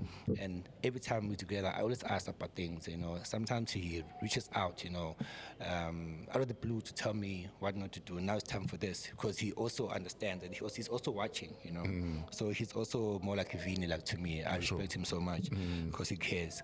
And then when it comes to office work, when it comes to booking like that, at that time I had an inexperienced team, and chosen by myself because I've always wanted to build an empire of my own. Sure. And I told myself, with the knowledge that I have, of the industry, I'm going to try to instill it onto someone, and then we get to build this thing going forward. I'm going to point fingers. It was a collective mistake, but it was someone's role. And then we got ourselves overbooked on something that was never supposed to happen. And I remember it was also December time, and it was the only show we had as an overbooked mistake. And the mistake was really a fixable thing, because now when you make a booking, the agent has to see where we're booked, and the second person coming to book, you have to calculate distance, you have to calculate. Doesn't make sense. Yes. Doesn't make sense, yeah. So when I'm done with the first gig, I know I had 2 gigs. It was that gig, and I had to go to Archie. So now they're giving us time for 11 p.m. I just got done with my gig. Because also another thing that people don't know, that when they want artists which are car pullers, everyone wants prime slot, late slot. No one wants the early slot. And I've made peace with that. I'm fine with having 1 gig a day or 2 gigs if I'm going to say, okay, now from that experience, I've learned that if you want to take 2 gigs, at least the traveling hours must not exceed. It mustn't be a suicide trip. Yes. Yeah. I know I'm doing 10 by a fresh show, I'm going to do 1 by Vinny show, But at that time, and now when we leave the gig, get into the bus, we're traveling, the GPS says we want to travel for 5 hours. I'm like, it doesn't make sense. When I get there at 3 a.m., Yeah. you know, and when does this show end? And there's other artists, and what's the real lowdown? So now there was a miscommunication that happened from both parties. Sure. And I understood the whole jinx of the thing where it was also avoidable. We were not supposed to set the show, etc. And then while we were trying to fix the problem here, that there was a clear miscommunication because they gave us the wrong address. Yeah, right? And then while we're traveling, we get a WhatsApp location from the host, which is opposing now what they sent on the booking, request, which tops it up to 5 hours. And then now the guy was trying to save himself and put it as if we are trying to be difficult. We played him. We choose the shows to play, and I understand because there's fans who are waiting. There's money that need to be refunded if I don't perform. Sure. I understood the whole thing. And now he took the first leap of saying, okay, I'm coming out because you guys blah, blah, blah, blah. And then now, by then, it's now us coming to social media to defend ourselves, not to deal with the matter that is. Because now, okay, how do we conclude it? He says he wants a follow-up date. He doesn't want to get a refund. Because immediately when this happens, even if I can't make it to a show, whether I'm wrong or not, the first thing is definitely a refund so that they can replace me with another artist, He didn't want a refund. And then a few days later, he's changing tune, and because getting pressure from people now that he told them lies. And then it was his word over his, but because now I'm the famous one here, I'm the one who's acting up. He won with that thing, and I was never going to be a person who's now going to try and go forth and back with a client like that. And that's took a whole different direction. But of which eventually we did refund him, but he put a dent on a brand of which it was never supposed to happen. It was a clear miscommunication, and we were supposed to fix it the right way, and unfortunately he opted the other way, and that happened. But it was resolved, though. No, it was, but it was now resolved in a very painful manner because now my name is unnecessarily dragged. You were also attacked on social media, and again, I use the word cyberbullied during that period. Yeah. What's going through your mind at that time as this drama is unfolding? Yeah, I mean, you question this now, you would say, how? Says we are now. Why so much? Because you guys are the same ones who are cheering, who are appreciating XYZ. Now this, But then it brought me to the worst that when you pray for rain, you must prepare for the mud as well. So it was. And with mud comes pigs. Yeah, they're gonna make you dirty. They're gonna make you dirty. So that time you're wearing a double-breasted suit. And there's Yabu because now it's confusing. 50% getting life, 50% getting that, and you're like, okay, what's going on? But like I said, already at the time I was also trying to go through a self-development area, where I'm just, consulting with people who are older, who know better than I do.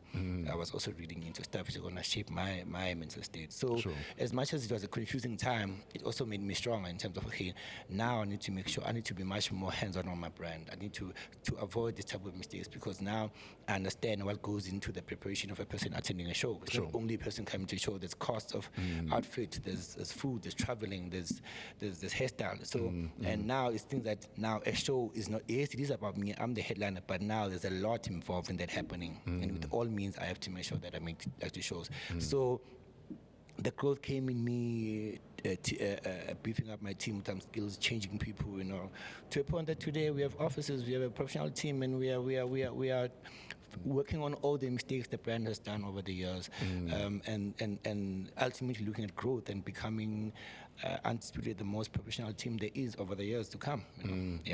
Speaking of consulting, you had drama with two traditional healers the other day.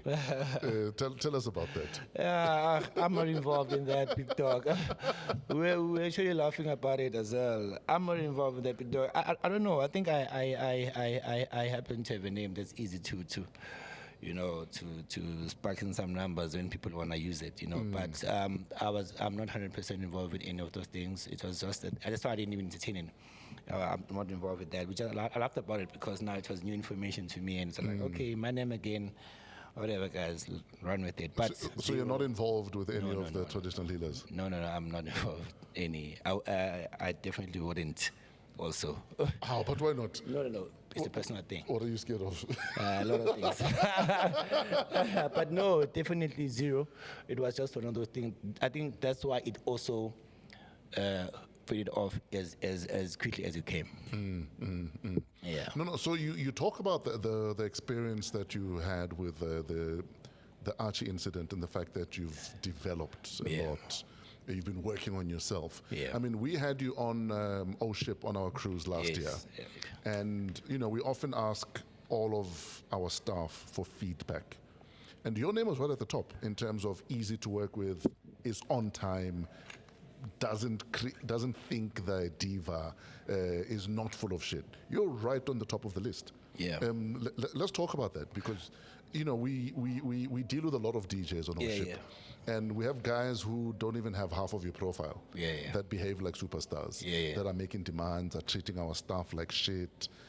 Let's talk about that, just that development that you did on yourself. I think a big thing that I'm really excited to do, and I was really excited when I got a call from you about Another thing they said about you was, we love the fact that he reads the crowd. He reads the crowd, because a lot of guys don't read the crowd.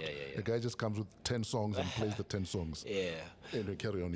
So another thing, just to start off this conversation was, I'm so looking forward for the foreseeable future to tell my own story my own way, because from what the public knows, it's things that were thumbsucked about me in terms of that I'm big-headed, I'm difficult to work with, and like I said earlier on, I'm not a person who defends himself. If you first gonna come and say Oscar is this, I won't go and say and oppose what Fresh said. Instead, I'm gonna wait for a day where I see in person like, man, why would you do this to me? Sure. So like in terms of that, people had some sort of perspective about me that I'm a very, and also bringing to such incidents of Archie, and also because other promoters also came up when the Archie thing blew up and came up with their own stories, of which is, like I'm saying, it's normal business miscommunications, mistakes that happened on the other side, of which we highly took responsibility of, and fix those entirely. But now it's now made as if now it's now a campaign. This guy is not credible. This guy is not worth it. But now, at that time, I remember asking my friends, I'm like, through all this, I'm still one of the most booked artists in the country. How is it happening that through this, but this is still happening, and life is continuing, but because I'm not saying my side of the story, So I'm saying, in terms of that, I respect what I do a lot, because I've seen how much it has pushed for people like you over the years by respecting the craft, regardless of the number of people at the show, regardless of whether I'm getting good or bad equipment to work on, conditions, traveling conditions, the art itself, I do respect it, and I always try to make the host life easy, because I know that this thing doesn't end here. We're gonna work in many years if I do what I'm supposed to do. I always try to assist with the marketing. I offer promo videos, so I always try to engage in a way that it also puts me as a business person in a sense that I'm considerate of what you're trying to do here, because as much as you're trying to achieve something as a host, I'm also trying to grow my brand.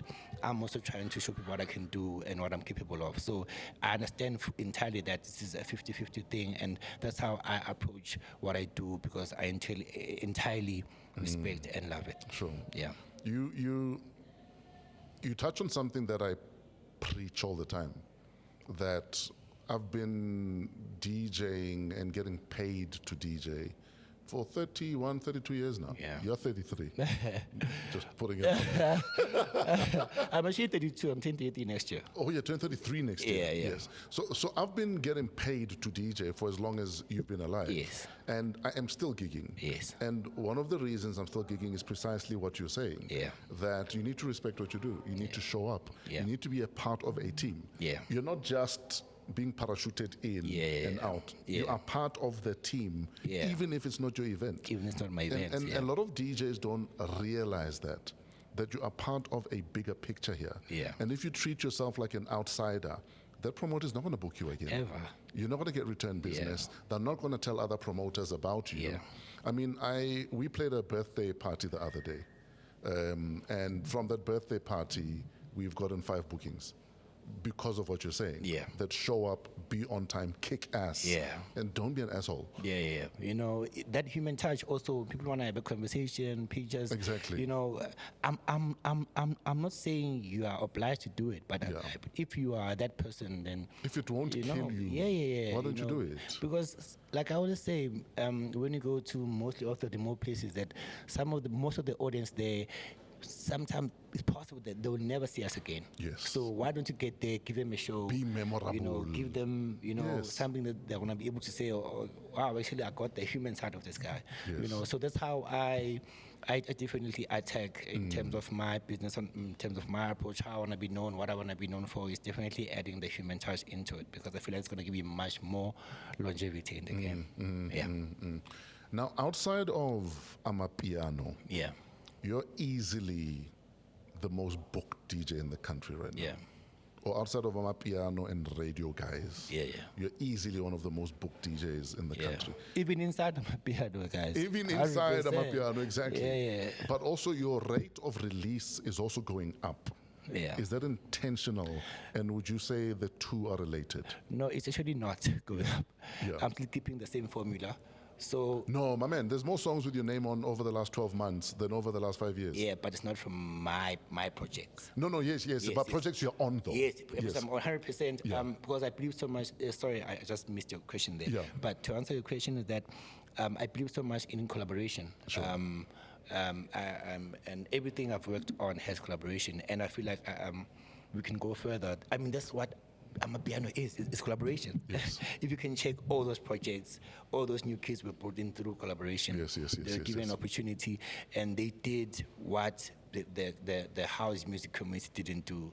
Yes. Much more of the hip hop community didn't do. It was more stardom based. He's a star, he's gonna run. So that's how Squatter came died, by the way, because the stardom now came in. Like, no, I want this by myself. Not even died, but seeing how they slowed down, rather. Sure. And TK is the same thing, you know.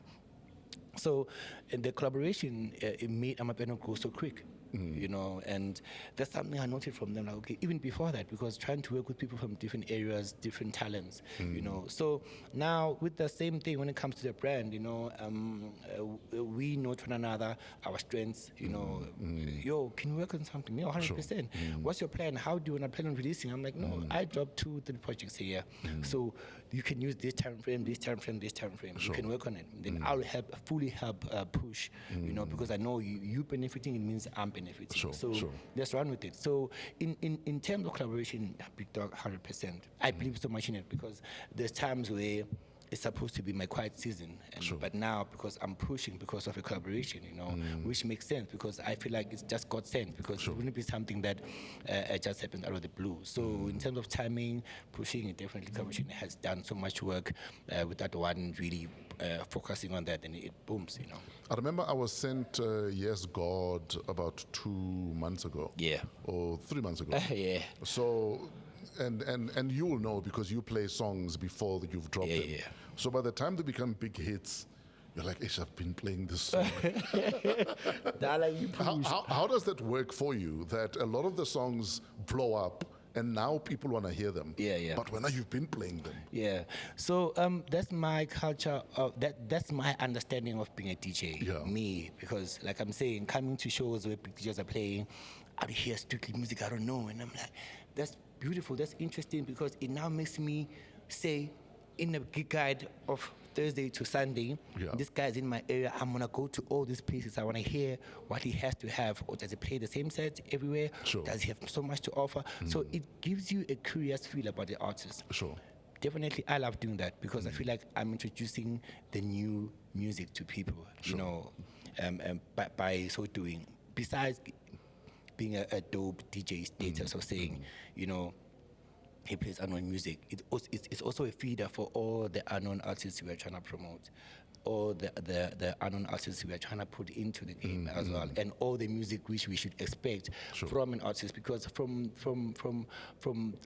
so doing, we're now having streaming platforms, we're now having radio mixtapes, podcast mixtapes, so people can stream those things, use them as a marketing tool as well, saying, yo, this particular song was played by Oscar Mbo at the show, and this is my song coming soon. It has worked, you know. I mean, we've sold gold for artists which we are unknown with that platform in this age and time. Well, I'm a piano so big. So for me, it's more of like it's a concept which has so many wins in it. Absolutely. Yeah. You said you wanna one day tell your story. Yeah. One day maybe whether it's write a book or do an interview. Yeah. What else is out there about you that you wanna clear? No, there's nothing generally. There's nothing generally that I want to clear. I would just love people to support and draw closer to the brand. Try to understand more of what I'm trying to offer instead of listening more to what would make rounds on any table, on any platform. You know what I mean? I just want to be a person who wants to be heard, mostly musically. You know, with the art itself, the music, the shows. You know, there's a lot I'm planning. There's a lot I'm doing, and I just like the people who are genuinely interested to just come closer. In terms of clearing, there's nothing to clear. Zero. I'm not a person who we're going to play a quick game before I let you go, because we're being shouted at. It's called When Last. When last did you pray? This morning, before I left my house. What did you pray for this morning? I always pray for guidance. I always pray for wisdom, for protection, you know, for growth, you know, and to move into the paths where I'm supposed to be and not go to where I'm not supposed to go. That's my daily prayer, you know, for God to protect my parents. Protect me. I want to live longer. I have so much work to do. I have to top up what you guys have done. So that comes with time, you know, to be able to continue traveling the world, doing shows. You know, I just sold out a show in London a few weeks back, and that felt amazing. I want to do more of those. You know, it's also time for me to do shows in my home province, you know, my home country, big shows. So I need God's protection from that. You know, I need God to send the right people to work with towards my direction. You know, so overall, I pray for me to be able to be this workhorse with no interruptions. Yeah. When last did you tell your dad that you loved him? This morning. I speak to my dad every day, and it was his birthday yesterday. Okay. So I speak to my dad every day. He's my role model, and he's a person who knows everything about me. You know, he's a person who's protected me and a person who's always wanted the best. For me, I can believe that I'm his favorite son, and he supported me even over the years when things didn't go the way that we wanted in terms of projection. Because when you grow up as a person, you also project. You know, I've invested in events that didn't bring back the money I put in, and he was the one funding that, him and my mother. So I told him just yesterday, this morning, sorry, that I love him. But yesterday was his birthday. Yeah. When last did you cry? I cried last week. I just done an operation, and I think I was misled by the doctors for my sake. They told me the operation is going to be in the morning, so it'll be 2 hours. It moved on to be 6 hours, and then I had a big show to do on the same day, and they guaranteed me that I'll be able to do the show. And then I moved over from losing that day of a show to losing the whole weekend because I had to recover. And within that, I just felt a lot of pain because now I became a person who cannot keep his word. Because in between that, I had to do a show in my hometown. I had to do a total of 9 shows, and I couldn't do them. Which I understood, but it was painful for me because so you had to cancel 9 shows. I had to cancel and take out a statement. And so why exactly were you crying? Because I hate not being able to do what I said I would do. It just makes me feel somehow, and also I always look forward to working. You know, meeting new people. In between that was a show in my hometown. I haven't been there. I haven't played there in a while. So it was quite a sensitive thing, and also.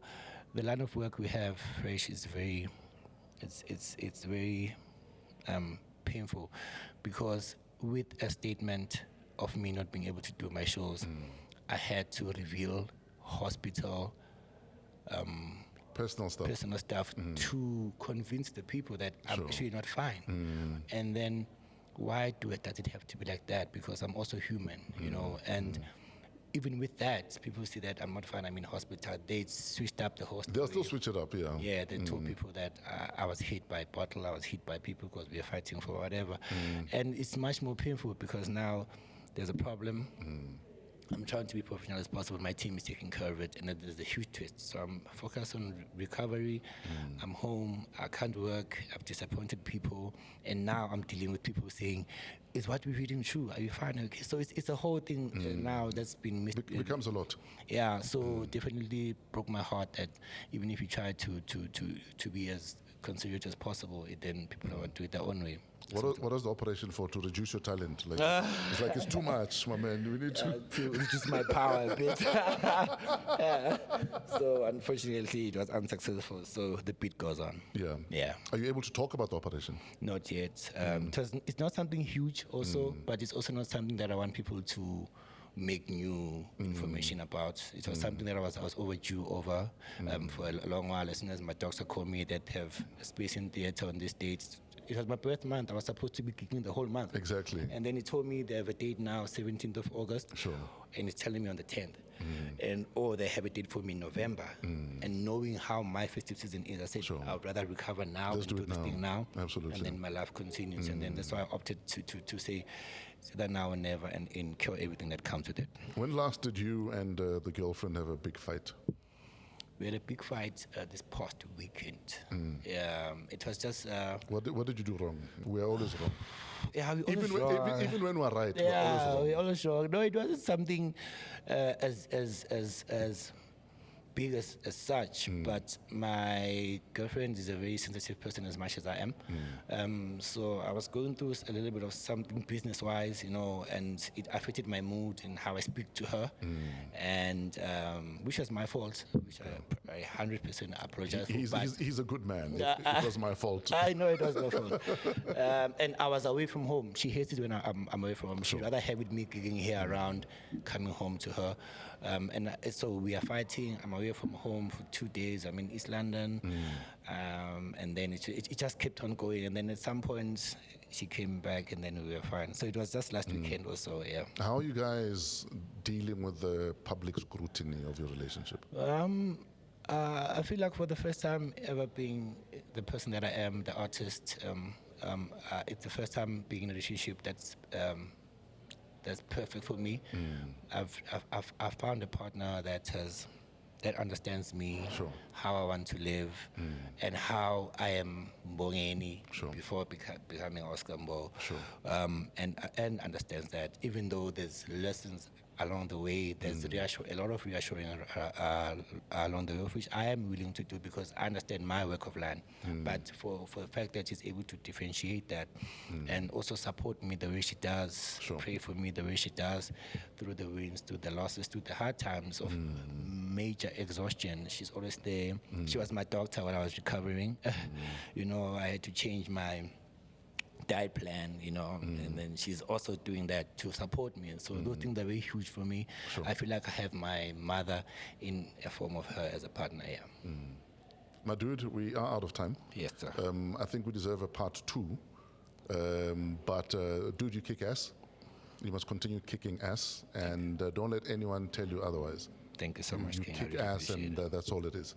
And those that don't realize that you kick so much ass will one day wake up to the man that is Oscar Mbo. Thank you very much for hanging out with us. Thank you so much, King. I appreciate it. Ladies and gentlemen, Oscar Mbo is about to leave the building. Well, he's going to have to bend down, otherwise he's going to walk into the door frame. We are done. Fresh from the success of landing a vehicle on the moon, India is now set to launch a mission to observe the sun. Ever since the news broke, we've had to put up with all the wannabe comedians talking about how they could succeed if they sent it at night. So it is in that sense of tolerance and optimism that we wish you all a WAW week ahead. We'd also like to shout out our Brenda Mtambo ticket winners. She has a massive show happening this weekend at the Lyric Theatre at Gold Reef City. Congratulations to Pop Uful4377. She's always one of the first to watch the show and commented first about the tickets, so congratulations to you. Congratulations to Betty Madiba 4980, Simpiwa Oscar Ntuli 4592, Kopano Khafera 630, and Nontogozo Twala 7247. Congratulations to all of you. You've won a double ticket to the Brendam Tamu concert this Saturday, the 2nd of September at 7:30 at the Lyric Theatre in Jersey.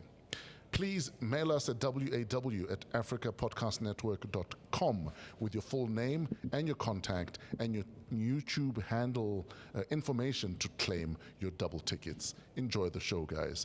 Shout out to AMP Studios for hosting us, Africa Podcast Network, Pezulu Works for the cinematography, Otis the Flow Fraser for all of our imaging, our guests, Alfred Adriaan and Oscar Mbo, creative director Kuvesh Mohan, and show producer Kelezo Mutisa King. Email waw@africapodcastnetwork.com. Have a great week in spite of yourselves.